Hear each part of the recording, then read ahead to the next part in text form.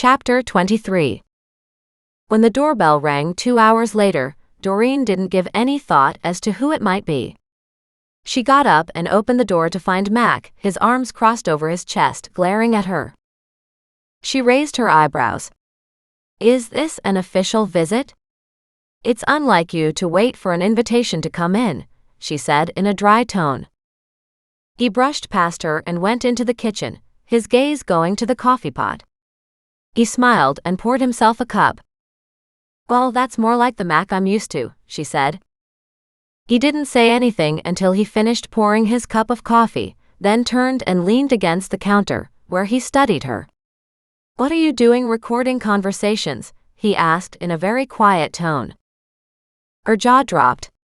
"You don't care about somebody hitting me, but you care that I recorded a conversation." She turned to her small table and sat down, crossing her arms over her chest. "Well, you sure have your priorities straight, don't you?" "I said I would talk to her." Doreen nodded. "And did you?" "I can't find her," he admitted. "She's not answering her door, and neither is the family where she is staying." "And, of course, you contacted the reporter to find out?" "No, not yet." He motioned at her phone. "Play the recording." She swiped the screen, found the audio and video, and then hit play. He listened quietly as the reporter's voice filled the phone. She watched his face as he frowned and tilted his head to the side, as if making sense of it. When the voices finally died away, she said, "See?" He shrugged. "It's not like she admitted to killing anybody," he said in a half-joking tone. Only Doreen wasn't ready to be appeased. No, she might not have. "But I am not taking this kind of torment from her family. I didn't do anything, and neither did I deserve to get smacked." He nodded. "You're right. But I would like you to leave the family alone right now." "And why is that?" He didn't say anything. She stared at his face for a long moment, figuring out why he would ask her to do that. And then she got it. She bolted upright. "You found something that ties into the case, didn't you?" He glared at her. She gave him a flat smile. "See? I am not quite so stupid as you would like me to be." "You're not stupid at all," he said in disgust. "You really need to toss your ex-husband's words out the window. You know that, right? You're still hanging on to his attitude toward you." "I tossed him out of my life already. Isn't that enough?" Mac shook his head. "No, because he still governs you so much. For example, your thinking, your mindset, and your lack of self-esteem." She frowned at him. But his wording was a little too close for comfort. She turned the conversation around again. "Did Hannah have anything to do with Betty's murder?" He shook his head. "You know I can't talk about an ongoing investigation. But can you tell me if Hannah lied about not knowing anything more about Betty's activities the last 3 months of her life? They were best friends, spending every night at each other's houses, and then suddenly Hannah doesn't know anything about what happened to Betty for 3 months. Doreen scoffed. "That's not very likely." "Friends fall out all the time," he snapped. "Betty got into trouble a lot." "They both got into trouble a lot." He nodded. "Okay, so they both got into trouble. That doesn't mean Hannah had anything to do with Betty's disappearance." "I don't think she did. But I think she knows a hell of a lot more than she is saying. I think the family is protecting her. Or they're also protecting the person who Hannah is protecting." Even Doreen got confused at her wording. She raised both hands in frustration.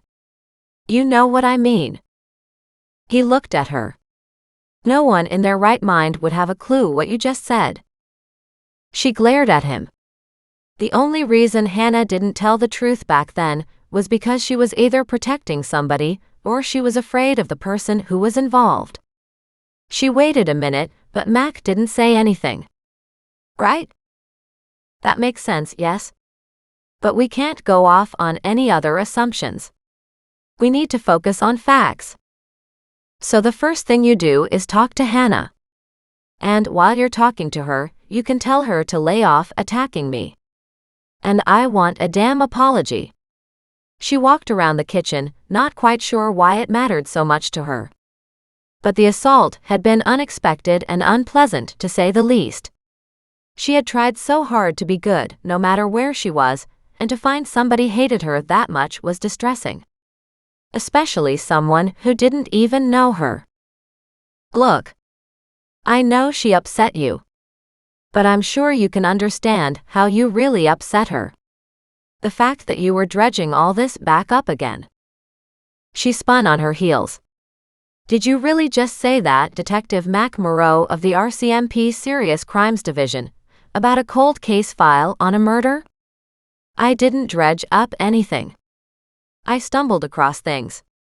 And I would think Betty's family would like to know the truth. Hell, for that matter, I would think Hannah would like the truth about what happened to her best friend. So Hannah should go outside and smack the creek. Because it's finally giving up its bounty. The secrets never stay buried forever. Eventually, Mother Earth gives up the truth. We sometimes wait a long time, and in this case that's 30 years, she snapped. But that doesn't mean I am responsible, because I happen to be the one who found the ivory box. You should know that. I do know that. But I am trying to take care of all these threads without setting off all the alarms. If Hannah did have something to do with this, I didn't want her to go to ground, he said in exasperation. But you already said you couldn't find her. So she's already gone to ground. And that's not my fault either. Mac paused, gave her a cautious look. We need her accessible. And nobody is telling me where she is. I know somebody who could help us. He held up a hand. Whoa, there's no us here. She snorted. Of course there is. This is the only way you'll get this solved. He stared at her suspiciously. Who are you going to contact? She shook her head. Oh no, you don't. I am not saying anything. You won't share with me, so I am not sharing with you. And then she realized she might have overstepped the mark ever so slightly with Detective Moreau. His gaze narrowed and he took a step toward her. She was determined not to be bowed by his bulk and size and temper. If I learn anything, I'll tell you. And that's more than you do for me, she said in a disgruntled tone. He glared at her. Remember that part about the open police investigation? Remember that part about this being a cold case that nobody has been able to solve? And why do you care so much? He asked, stepping back slightly, tilting his head to examine her face. Because I hate to think of Betty, lying in pieces all these years, mostly forgotten by everyone. She shrugged. You should feel personally affronted yourself. Somebody buried a lower leg and foot in your mother's garden, for heaven's sake. He turned sideways and stared out the window. Believe me. I am. I know Millicent had a gardener, caretaker, or handyman at the time. Not so much at that time. But over the years, yes. And of course, you checked with the other neighbors? He glanced at her. She gave him a cheerful, encouraging smile. To know if the same gardener buried more body parts in other people's gardens. I am doing a cross-check right now. But I don't know how many other people he might have worked with. That's another question we need to get to the bottom of. He's dead. She stared at him.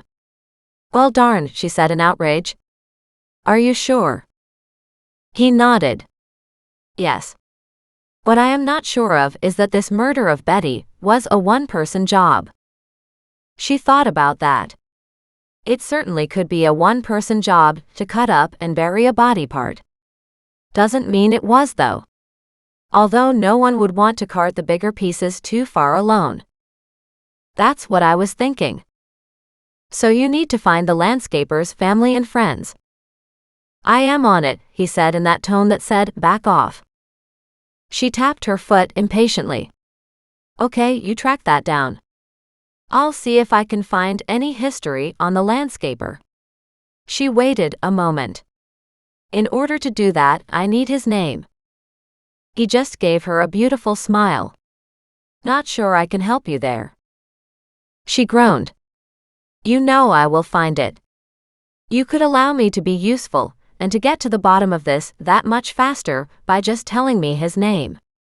And of course, so I don't have to ask your mother. Instantly, his amusement fell away. You will not ask my mother. She glared at him. And then remembered the journal photos. Fine.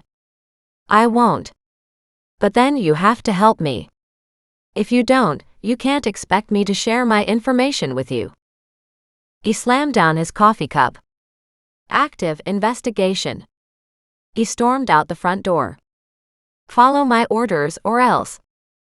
As soon as he was gone, she smiled. It wasn't active, but it is now, and this time we're going to close it. And she sat down, transferred the photos from her phone to her laptop, and proceeded to go through Millicent's journal pages. About the 40th page in, she saw the landscaper's name. Brian Lansdowne. She grinned and searched for Brian. The internet was a little sketchy on his data. That was all right, she had the next best thing. She picked up the phone and dialed a number. Nan, you up for a visit? Absolutely, Nan said. I'll put on the tea kettle. Nan hesitated but then added, I do have dinner here. Someone brought me a tuna casserole. Would you like to share that with me? Doreen grinned. Would I ever? Nan laughed. Good. I'll see you in a few minutes then. She hung up the phone. Doreen took a few moments to write down questions she needed to ask Nan. Brian Lansdowne was at the top of the list.